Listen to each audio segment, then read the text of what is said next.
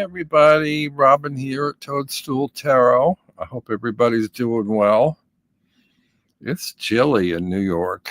I think it's now finally up to about 20 degrees, and it's not so windy out, so I'm fairly comfortable in my apartment. I've been running a little space heater by my bed and have sort of extra layers of things on to keep warm, napping a lot.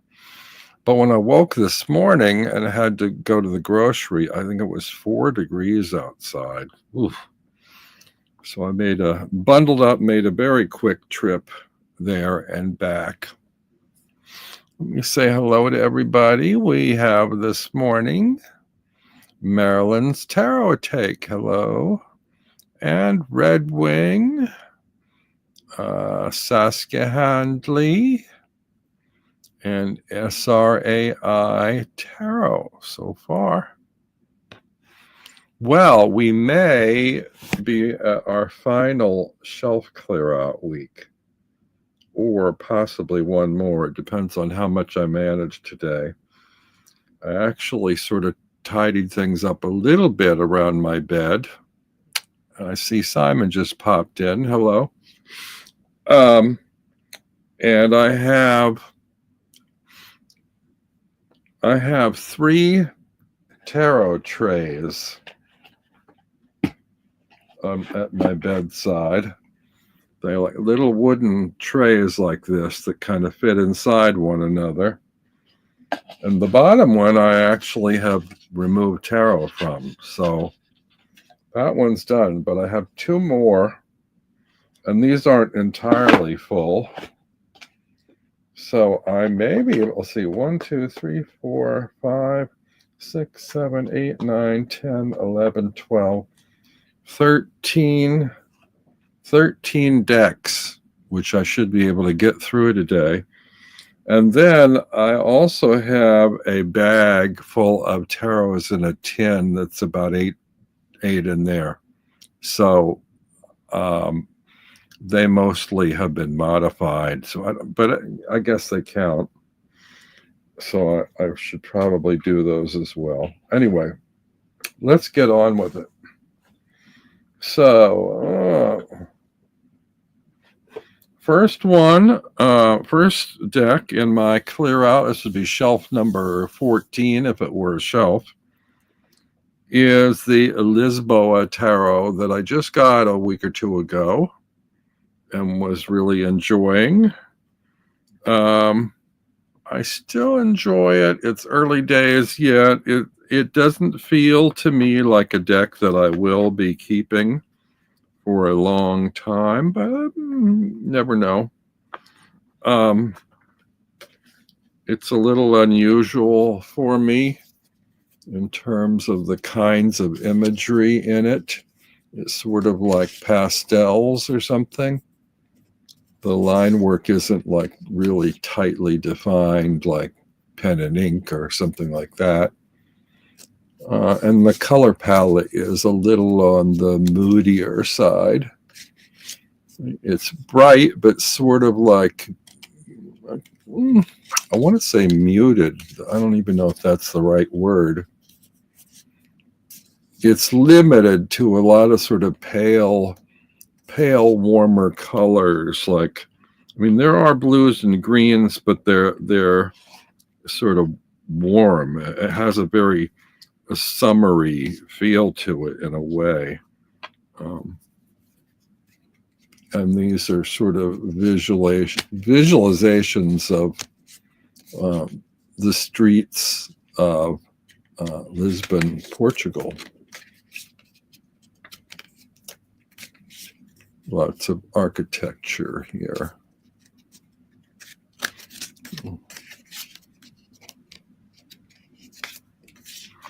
This is a deck that it's kind of like, I'm kind of enjoying it at the moment, but I don't think it's one that I'm going to enjoy for the long run. I could be wrong. But this is kind of, I give it 6 months and then I look at it again, one of those kind of decks. So I'll hang on to that for 6 months and then reconsider. Next one is, what is this? We have a deck in a little bag here. Oh, it's the pocket size Harmonious Tarot. I like this. I've had like 3 versions of it. I had the original size ones, and then I got this little one, and then one came out by Total Tarot that I relied on my friend Sandra to get a copy of. Oh, and she's here. Hello. To get for me and ship me. That doesn't have the numerous languages and the titles, and that's the one that I use the most. This is a pocket-sized version. It's a pretty deck. It's sort of pre-Raphaelite, but because of the ornate borders and the white borders beyond the ornate borders, it's really not suitable for a small pocket-sized deck because it makes the image within the border very small and difficult to see with all the detail. It's very detailed artwork and very pretty, but it just somehow it doesn't read quite as easily this small, unless your eyes are pretty amazing or you're working with a magnifying glass. But a lot of these tiny decks, when it comes to deck clearouts, I don't give as much criticism to in terms of keeping, because they don't take up a whole lot of space.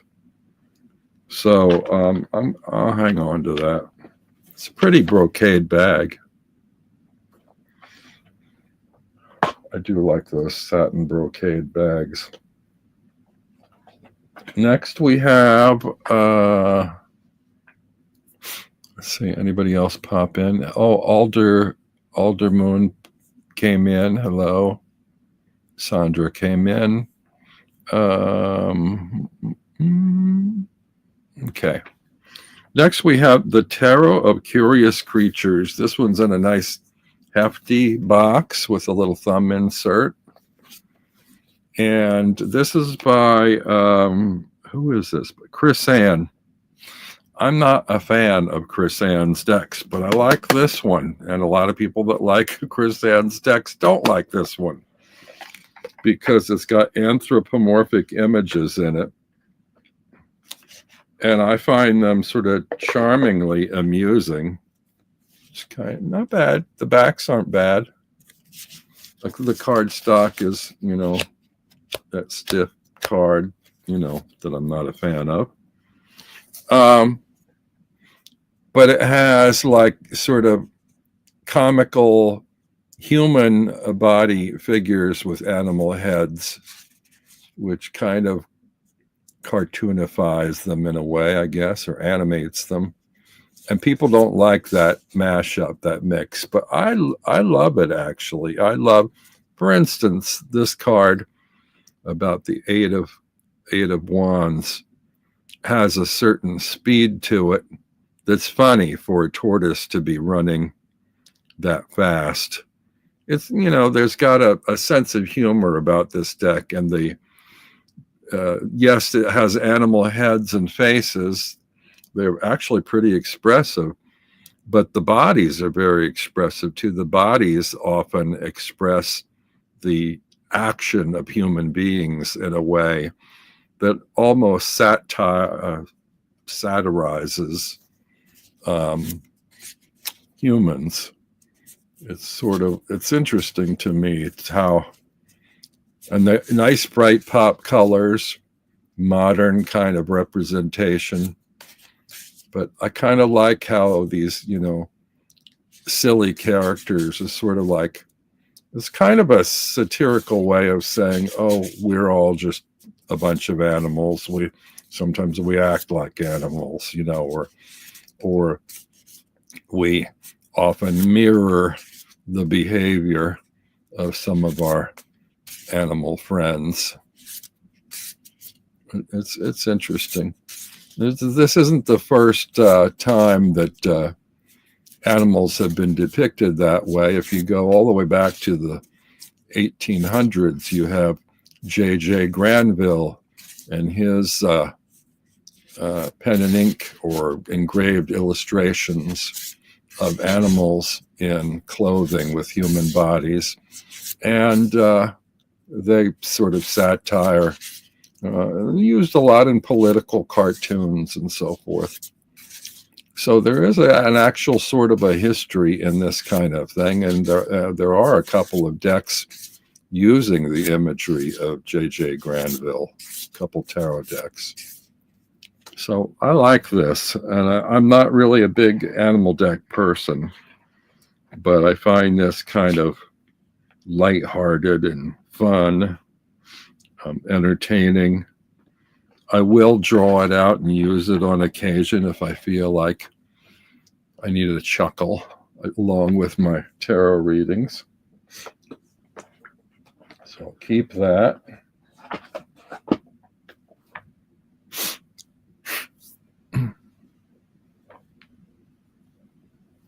Hello, nothing so strange. Okay, here's a deck that I got. It was an AI deck that didn't have a particularly suitable name, that I just have like a label I splashed on the side of it called Surreal Tarot. It has a lot of feel of Salvador Dali in a way, and sort of like Spanish imagery. And it's not, not AI at its best. AI is getting better these days, but it's, the colors are sort of bright and fun and cheery, but the images are a lot a blur and blend and mishmash. And this isn't a deck I necessarily use a lot or feel that much favor towards. I do like the splash of color in the palettes, and it does cheer me up to sort of lay out a spread of these cards in these bright colors. And the fact that they are sort of surreally twisted and twerked out of natural positions into dreamlike imagery can be kind of fun to sit and contemplate in a spread on a table. So I'll hang on to this a while. I don't feel an urgency to let this go. It's, not the best. It's not the worst. It has some saving, redeeming qualities to it for me at the moment. And that's what the clear out's all about. So I'll hang on to that. Here's another pocket one. I do like these sort of pocket decks that Lo Scarabeo put out that get rid of the multi-languages, and they're in these beautiful little linen texture boxes. And this one is the Radiant Wise Spirit in a smaller box. Now, the thing about this version, they're sort of inconsistent with this, because the regular size of the Radiant Wise Spirit I like, because I always jokingly say it looks like it's been dipped in olive oil. It's like very glossy, but it has a sheen and a kind of a color to it, like linseed oil or something on the surface of an old canvas or something. I kind of like that quality about the look of them. But that was the deck, I think, that the Dirty Pam, what was the name of it? Something like the original Pamela Coleman Smith Tarot or something like that. That was the one that they reprinted and it looked different or changed. This is a little bit more like that originally looked. But I don't know. One of the things I don't like is the original one had a pin line, a black outline around the outside, just within the white border, which has been done away with on the mini version. This does have the same sort of moody coloring of both the Dirty Pam and the later Radiant Wise Spirit.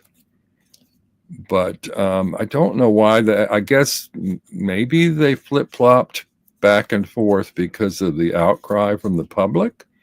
I'm not really sure, because people apparently loved the dirty, so-called Dirty Pam, and didn't like so much the olive oily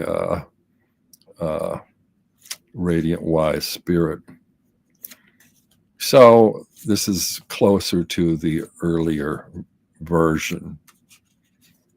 And I do have a lot of RWS decks, and I don't know that I necessarily need to keep this one, because I do have a Dirty Pam and I do have the Radiant Wise Spirit, both in the regular sizes. So I don't know that I need to have a mini one. I'm going to put this to one side, and then when I'm reloading what's left from my trays, decide whether I really need or want this or can let it go. Next one is oh, hello, Rolf Matson. Next one is the Rainbow Tarot. Now, I shouldn't be showing you this, because this actually is a counterfeit copy, and I shouldn't push those. The thing is, they reissued this and they put it out in a size that I didn't like and a back design I didn't like. The earlier edition, now I don't know if the early edition has this size or not, but has this back design, and I prefer this back design to the one that they changed it to. And I believe the first edition's out of print now, so it's not like I had an option to get the first edition. But I do love this size. It's kind of somewhere between a Fournier and a playing card size. It's smallish and narrow. It is in a tuck box. I think I didn't like the box on the second edition either. But I guess my defense or whatever of buying this counterfeit copy, and I wasn't sure it was a counterfeit when I bought it, was that I liked the earlier edition rather than the later edition. And if the early one's not available and somebody is going to make it available, I'll buy it. I mean, it's kind of my way of saying, like, well, why did you get rid of this version? If you had republished this, I would have bought yours, not the illegal one or illicit one online.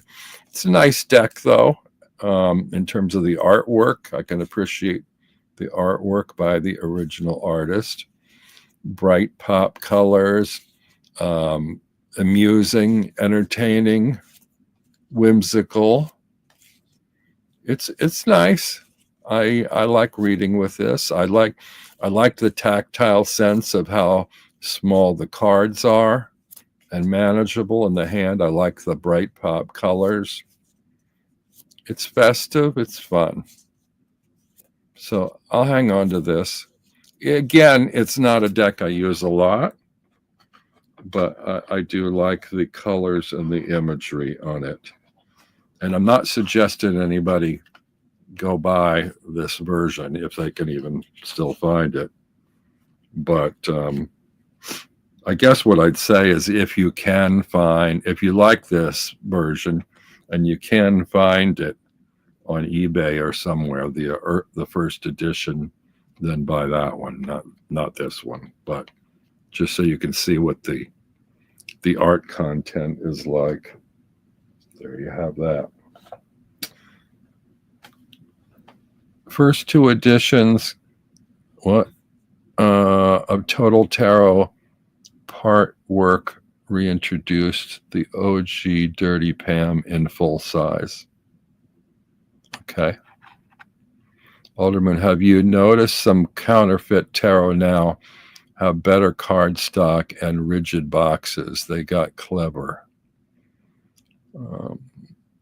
Sandra says, yes, I've noticed that. You have to be so careful. This one's not one that I would complain about the cardstock. I like the cardstock fine. Sometimes if you buy a fake, it's really flimsy cardstock or really poor reproduction. I've been through a few of those. Yeah, just horrible. But, you get what you pay for. So this one is one that I think I saw on Simon's channel. Very unusual format. This is called the Mutation Tarot. And this is one that I spent a small fortune for on eBay because it's out of print. Tall, skinny box. It's got sort of alien-esque creatures depicted on it. It's kind of fascinating. This is a novelty for two reasons. One, because the size and format of the cards is so unusual. And the other is because the content is really unusual.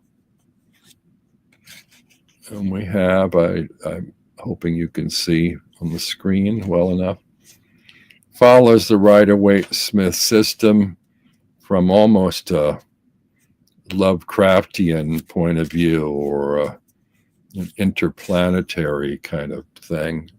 I don't know if you can see. They're not human figures. They're more like aliens or something. Or I think what's the name of the mutation? I think the concept was these were supposed to be creatures that we may have evolved into at some point in our far future.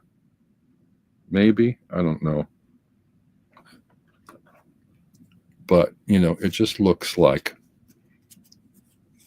an alien RWS in a way. I bought it partly for that and partly because I really liked the format.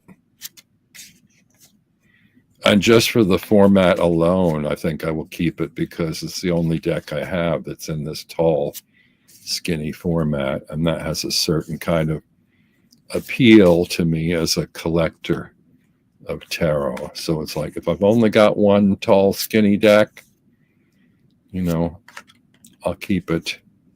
I think there's one like a Taroki or something that's small, tall and skinny. I don't have that. And I wouldn't mind having it, although I'm not like a major Pip deck fan. But at some point, if I can find it cheaply, I might add that. So this is the Mutation Tarot, and I'm going to hang on to this.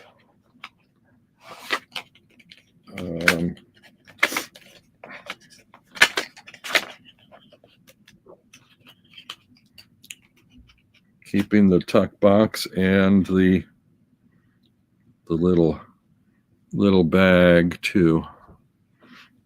Trying to see if it's a velvet bag. It's got words. I think the words are printed on it in gold. I just wanted to look closer to see if they were embroidered on or printed in gold ink, because they look embroidered, but it's actually just printed in gold ink, which is kind of a nice touch.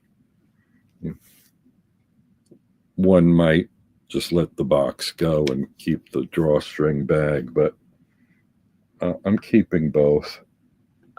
At some point, I might pass that on. I don't know. What did I just do?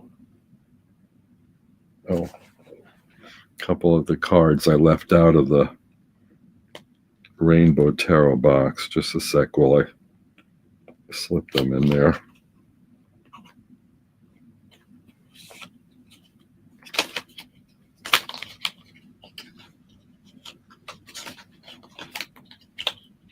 Ugh. Tuck boxes, right?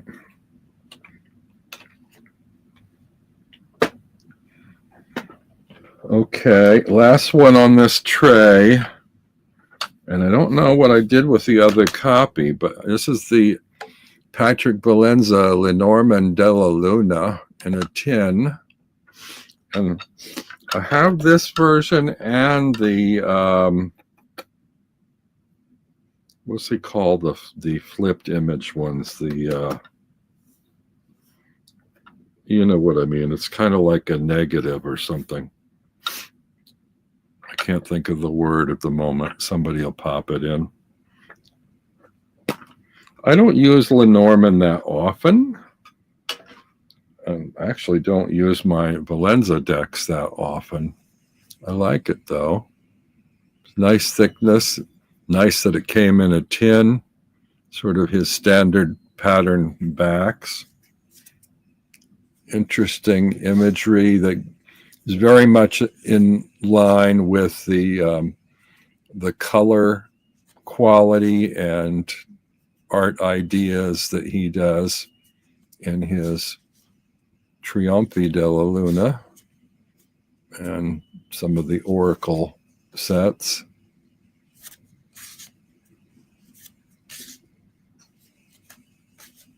It's a nice little Lenormand. Don't know if it's still available or not.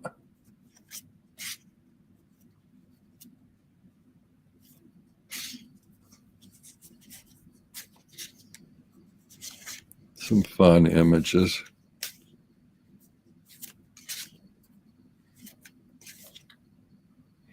I don't use Lenormand strictly the way that people use Lenormand. I often do like a 5-card spread rather than a tableau and just sort of read it like a rebus or a sentence.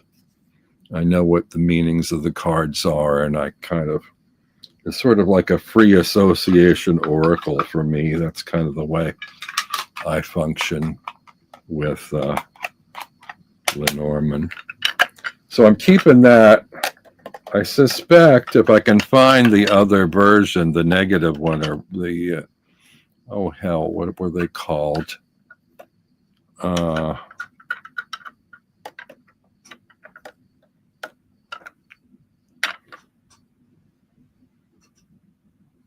The word escapes me. But if I can find it, I'll probably let that one go. And this one I'll hold on to.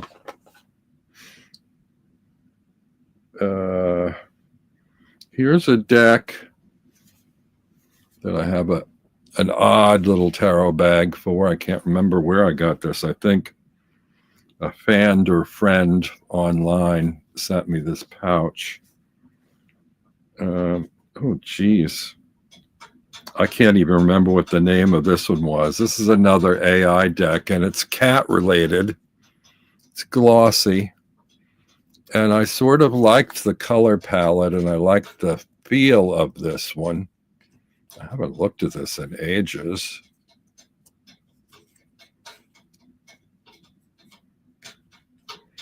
And it's one that you don't read necessarily intuitively from the imagery. The images are just sort of a mood or a background to read from if you know your labels and the archetypes associated with the titles.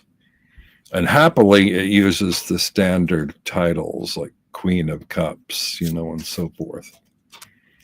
So I don't have to struggle with that as well as imagery. But it's kind of like cats out in the universe, a sort of a feline influence in the stars or something. And I kind of liked the coloring of it. Not often big on glossy decks. The card size is a little bit larger than usual. Probably the same size as regular tarot, but a little wider. It's more like an oracle or something. Whatever this one's called, I can't remember. I think I've got it on Etsy. And don't feel any rush to let this go.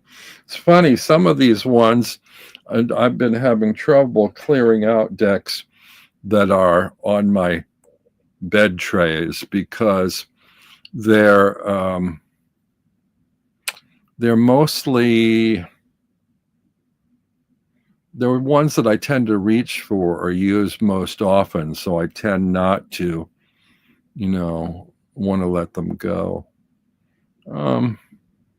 Yeah, I don't know. I'm not sure. It's like that one's not a favorite. I probably could let it go. Let me think on it.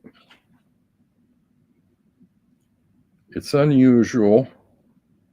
I'm gonna put that one and the surreal one, the two AI decks. I'm gonna put them in the 6-month pile to reconsider. It's not like one that I'm using a lot, really. Okay, so that clears a tray. Yay. Now, down to the last tray of 4 decks. Okay, now here's one. This is a deck that I staunchly defend the designer of, who did use AI tools. He's a graphic artist. He played with over 3,500 images in order to use the editing process to get the images that he wanted. This is the Between Worlds oracular cards and guidebook. It's got a system to it. A beautiful, thick, hefty weighted box. It's got a system to it that I don't follow. It's got a reasonably thick little guidebook, but also a fold out.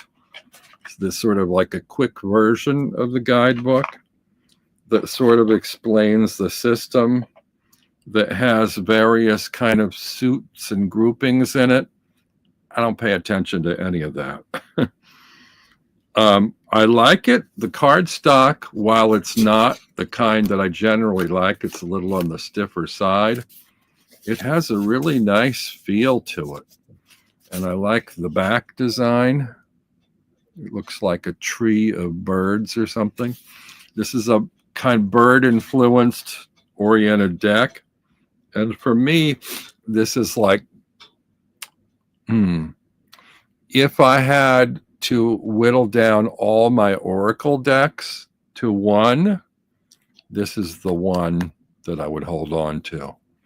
And it's got a nice color palette and a nice mood to the imagery, but for me, it's more about the titles, the words being accessible for me as an oracle than other things. Here we have Passage, the Maker,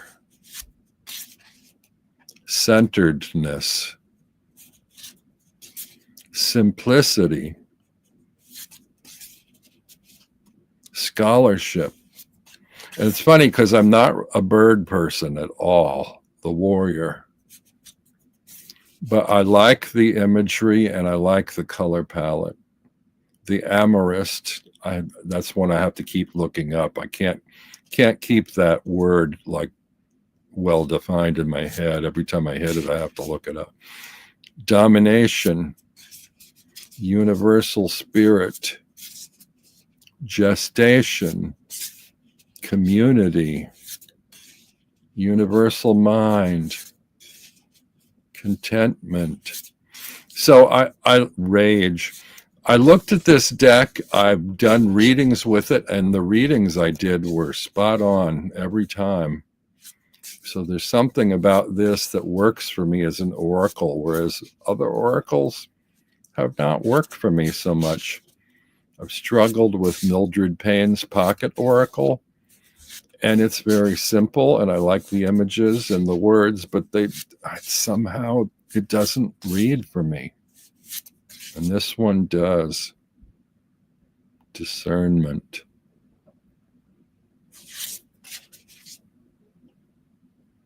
Transformation. The crone. So I like that.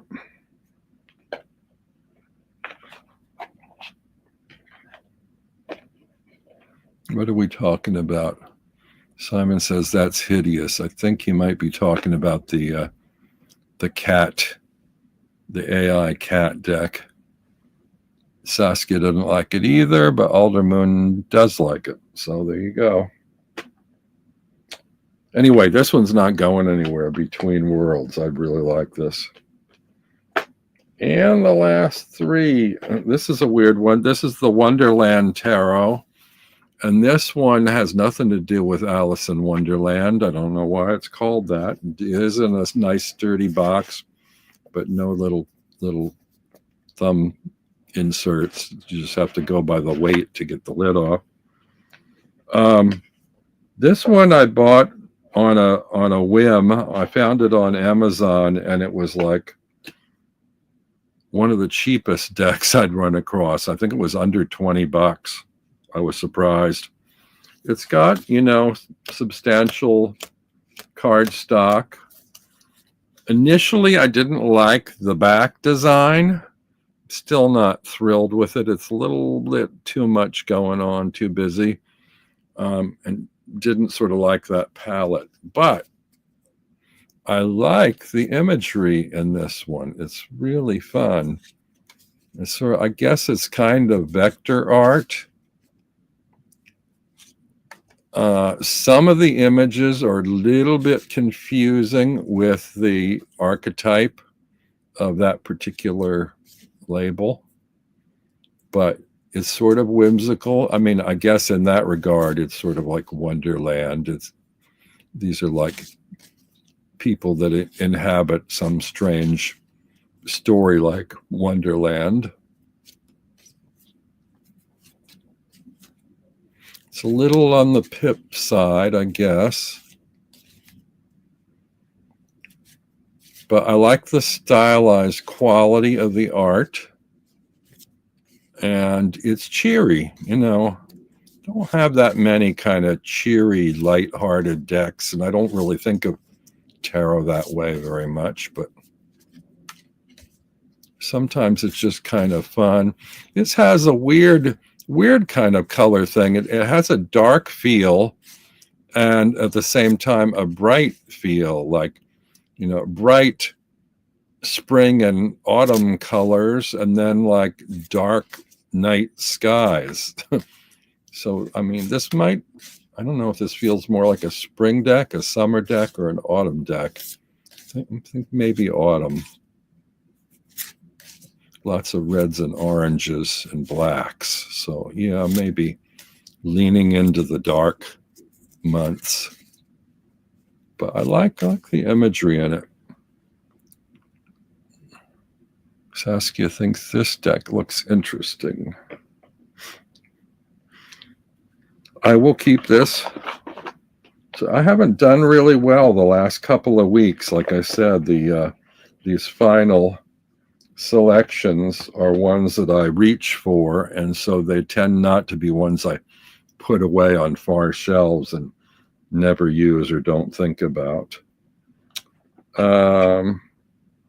This one, I don't even know if I probably don't even need to walk through this. You all know the Smith-Waite Tarot deck, the Centennial in a tin. I mean, it's Rider-Waite-Smith. It's a standard. It's a classic. It's closest to my favorite Rider-Waite-Smith, except that it's got copyrights on it. But yeah, this is one of the best, in my opinion, reproductions of Pamela Coleman Smith's art. And finally, the Grim Tales Tarot that I just got a couple weeks ago. And this one is Just occurred to me I have 4 other decks in my shoulder bag that I shouldn't leave out of the picture. Grimtails Tarot I like. It's got a magnetic enclosure. It's got a recess in it, but like a little cutout that makes it even easier to get the deck out. It's got a ribbon plus a cutout. And the imagery is very reminiscent of the Wednesday Addams series, I think. It's got a nice thick little book. The cards are already edged in a kind of a black or charcoal color. It's a mishmash of inspirations from fairy tales from various sources. Sometimes you'll see a nod to the Wizard of Oz, like the backs are sort of flying monkeys. There's some with striped stockings, makes you think of the Wizard of Oz. There's some that make me think of Alice in Wonderland, various different tales. Beautiful, beautiful artwork. The tower, I love the tower that's got a human face on it. It's so expressive.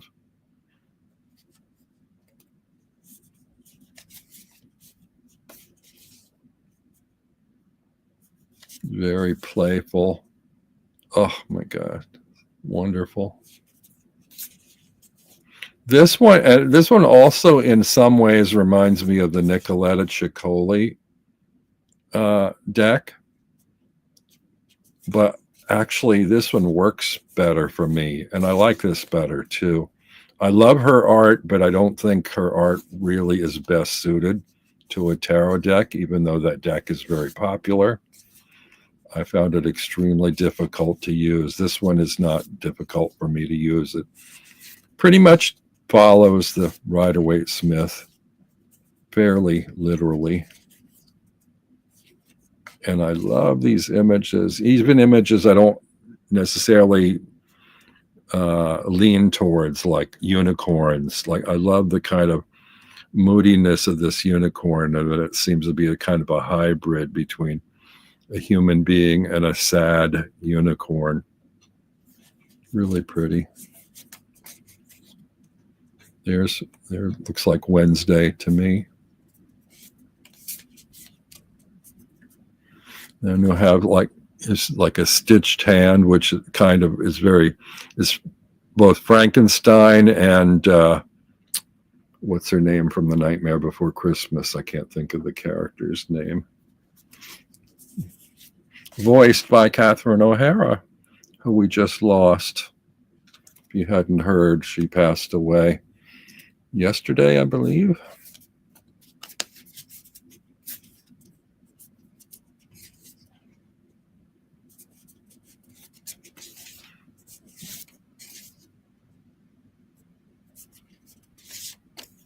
Some of the images like this, I'm not fond of glamorized images in tarot. And this reminds me a little bit of, is it Jasmine Beckett Griffith, is it? Not big on her, big-eyed, made up faces, and this kind of leans in that glamour direction, which I really am not fond of. So there are a few cards in this deck like that, and I tend to sort of look the other way or overlook them in favor of some of these more intriguing or interesting images. This is a very Snow White-ish kind of image in the Six of Swords.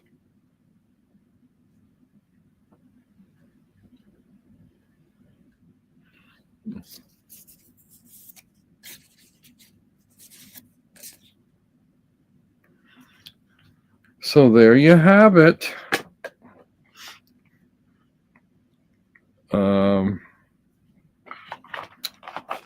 That finishes all my shelves and trays. I think what I'm going to do, so That's my last little tray. Of course, I'm gonna like re-inhabit these and restack them, but they will hold less now than they did before. And what I'm gonna do is I'm gonna pull out the 4 that I carry with me currently and read from every day. And then I will, what time is it? 1:45. I might go quickly through the tarot in a tin bag. So, this is my black corduroy shoulder bag that I carry with me to the cafe every day, and it's got a ton of things in it.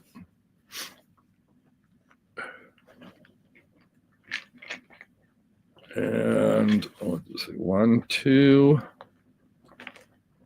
there's 4 in here.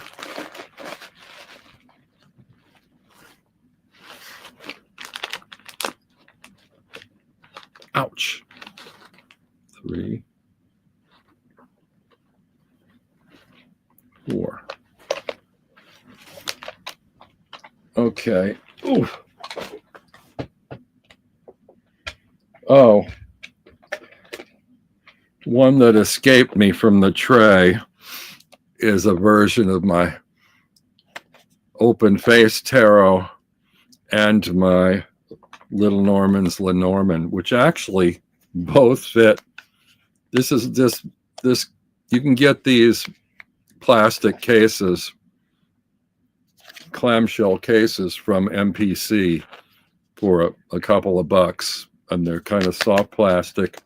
And the nice thing is you can see the card image through the top. I love these.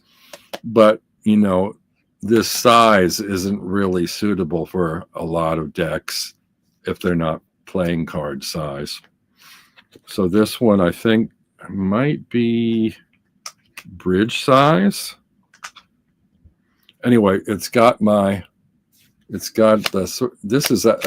plastic version of my open face tarot, which I've shared with you a ton of times. And then also it's got, actually happens to be the linen version of my Little Lenormand, which I'm sure I've shared with you a bunch of times. Again, I don't use Lenormand very often, but I'm happy with my version of it. And when I go reaching, you know, in the night for a quick reading from my deck, this is the one closest at hand on a tray near me. So there's that. The one that I carry in my bag to the cafe comes in this little dead leaf bag. It's a Peggy Papez bag, which I like. And this one is a little extra space in here because this one is the linen finish version. And this is the one that I like the most. It's the easiest for me to handle. The linen cardstock shuffles and separates the easiest. I like the regular S30 cardstock from Make Playing Cards, but I found that this little deck, after about a year or so, some of the cards seem to be clumping. I don't know if that's like oils from the fingers or what causes that. But the linen one, the texture, I guess, has enough air pockets or whatever in the texture that they don't clump. So there's that. That's going to go back into my shoulder bag. I also have this is another Peggy bag. I have a Rider-Waite Smith that I always carry with me. Now, while I prefer the Centennial, and I would have the Centennial Mini, I trimmed a Centennial Mini, and it's in the tin bag. I'll show you. And I'm not real happy with that, the way that came out. Whereas I trimmed I think this might be, this is the Radiant Rider weight that I trimmed the white borders on. And this one came out well. This one, nothing got chopped off or is up close. I think in the Centennial, some of the ones that had labels on the bottom were a little bit too uncomfortably tight and felt like they got cropped a little bit. This one doesn't look that way, and it's a nice small deck. If you're going to trim any deck and you want to carry a pocket rider weight, this one's great because you've got the complete back and the complete front, and only the white border is missing. So this is like the most compact version of a rider weight Smith that I can fit into a bag. And the only reason I carry this one is because it's such common language visually for people that sometimes if they only know this in the tarot, it's good to have these images if I'm doing a reading for someone, that they can relate to these images, as opposed to the ones that I tend to use more often for myself. So that's in my shoulder bag. Then I also have the Manuscript of Initiation. This is my everyday favorite. This was in a suede cloth pouch that I got on Amazon for, I think there were 3 for $10 or something. Should probably order some more. I love this deck. This deck is so mysterious, intriguing, amazing, mysterious. I said mysterious. From, marginalia images from old medieval manuscripts, kind of collaged together into a deck. It's, pretty much a pip deck, but I really love it.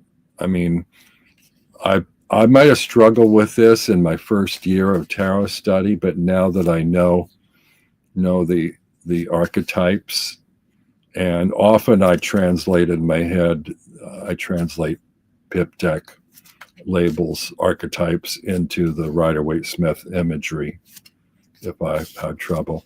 This is a funny card. Here's the 8 of coins, and it's a guy with an axe building a skeletal-like outdoor structure. I go and I hang out at the cafe next door a lot. It's a French cafe, and they were building one of those COVID street structures, which were so ubiquitous all over the world during COVID. This was post-COVID, but I guess for summertime, they allow them extra street structures. And they have workmen building one. And I shuffled my cards and drew a spread, and this one came out, and I couldn't believe it because, this is a guy from the Middle Ages, but it completely mirrored the action that was taking on in the street with the guys building this basically cucumber frame, outbuilding with benches and little tables to supplement the indoor seating with summertime outdoor seating. And they didn't know anything about tarot, but I called them over. I said, this is so weird. Of all the cards in this deck I drew, this one came out. Isn't that funny? And the workman took a snapshot on his phone and shared it with the other guys, and they all had a laugh over it. But I thought, sometimes you wonder, is tarot meaningful? Is there some mind behind the cards when you pull cards? Is it just in what you read? Sometimes it's, this is one of those affirmations that tarot is doing its job, that during that little session, that card in particular came up. So That's my manuscript of initiation. It's a favorite. I have, I think, 2 or 3 backup copies. And then the final one, I keep transferring decks into this bag. This is a bag from, oh my God, what is her name? See, when I need words and names at my fingertips, I can't remember them.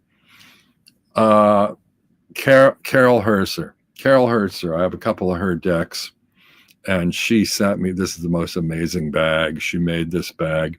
Again, it's like satin or silk brocade. Beautiful.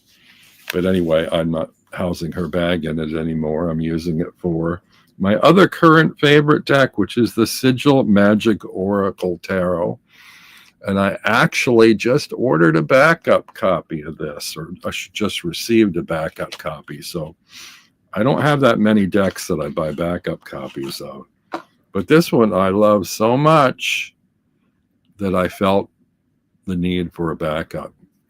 This one is perfect, like small playing card size, and it's so comfortable in the hand. And I like the palette, and I like this one. And again, I mean, this is an oracle too. It's a tarot and an oracle combined. So it uses sigils and it uses a palette, but the images are sort of abstract, like modern art. And I just kind of, I like the look of them in a spread, but I don't read from the images on this. But I like having both here, the tower and upheaval as a single key word on an oracle that combines oracle and tarot. This really works well for me. So it looks like I've run out of time, folks. Anyway, this one is a favorite that I have a backup for now, and this one ain't going anywhere. So those are in my shoulder bag for the cafe, those 4. My 4 favorite decks at the moment. And I think I have 3 minutes left. I might just save the tarot in a tin. I think there's about 8 or 10 of them. I might save them for next week. So anyway, thank you for joining me this week.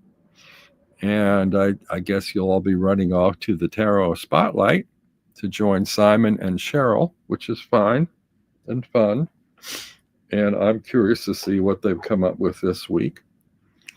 And within another week or so, I'll be finished up with the Tarot Clear Out, and I will be doing a reprise of the decks that are going, in case any of you are interested in any of those. So check back with me next week or the week after, probably the week after, 2 weeks' time.